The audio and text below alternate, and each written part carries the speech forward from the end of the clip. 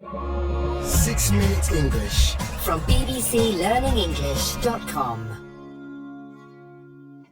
Hello, this is 6 Minute English from BBC Learning English. I'm Sam. And I'm Neil. In the autumn of 2021, something strange happened at the Google headquarters in California's Silicon Valley. A software engineer called Blake Lemoine was working on the artificial intelligence project Language Models for Dialogue Applications, or LaMDA for short. LaMDA is a chatbot, a computer program designed to have conversations with humans over the internet. After months talking with LaMDA on topics ranging from movies to the meaning of life, Blake came to a surprising conclusion. The chatbot was an intelligent person with wishes and rights that should be respected. For Blake, LaMDA was a Google employee, not a machine. He also called it his friend. Google quickly reassigned Blake from the project, announcing that his ideas were not supported by the evidence. But what exactly was going on? In this program, we'll be discussing whether artificial intelligence is capable of consciousness.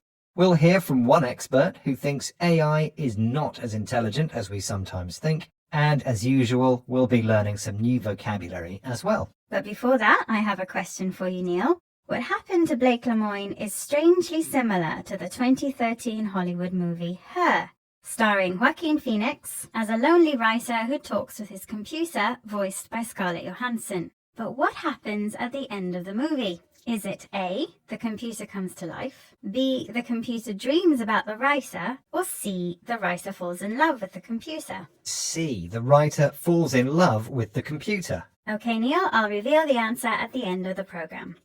Although Hollywood is full of movies about robots coming to life, Emily Bender, a professor of linguistics and computing at the University of Washington, thinks AI isn't that smart.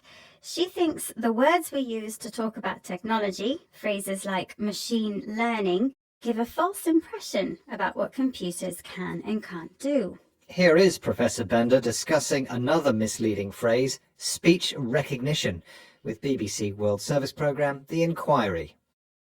If you talk about automatic speech recognition, the term recognition suggests that there's something cognitive going on, where I think a better term would be automatic transcription. That just describes the input-output relation and not any theory or wishful thinking about what the computer is doing to be able to achieve that.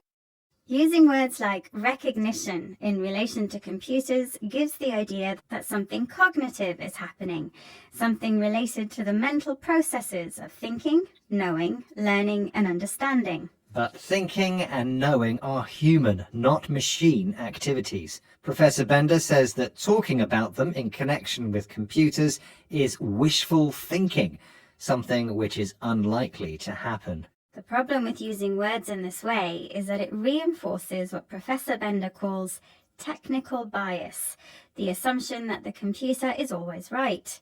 When we encounter language that sounds natural but is coming from a computer, humans can't help but imagine a mind behind the language, even when there isn't one. In other words, we anthropomorphize computers. We treat them as if they were human. Here's Professor Bender again, discussing this idea with Charmaine Cosier, the presenter of BBC World Service's The Inquiry. So ism means system, anthro or anthropo means human, and morph means shape. And so this is a system that puts the shape of a human on something. And in this case, the something is a computer. We anthropomorphize animals all the time, but we also anthropomorphize action figures or dolls or companies when we talk about companies having intentions and so on. We very much are in the habit of seeing ourselves in the world around us. And while we're busy seeing ourselves by assigning human traits to things that are not, we risk being blindsided. The more fluent that text is, the more different topics it can converse on, the more chances there are to get taken in. If we treat computers as if they could think, we might get blindsided or unpleasantly surprised. Artificial intelligence works by finding patterns in massive amounts of data, so it can seem like we're talking with a human instead of a machine doing data analysis. As a result, we get taken in.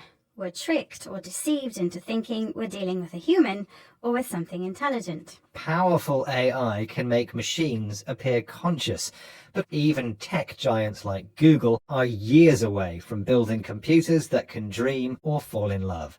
Speaking of which, Sam, what was the answer to your question? I asked what happened in the 2013 movie Her.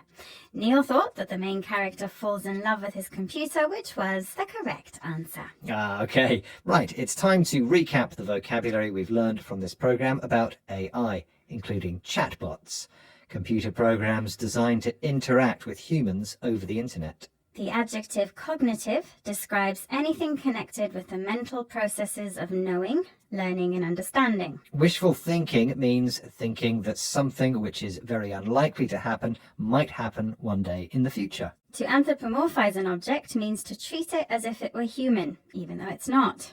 When you're blindsided, you're surprised in a negative way. And finally, to get taken in by someone means to be deceived or tricked by them. My computer tells me that our 6 minutes are up. Join us again soon. For now, it's goodbye from us. Bye. 6 Minute English From the BBC.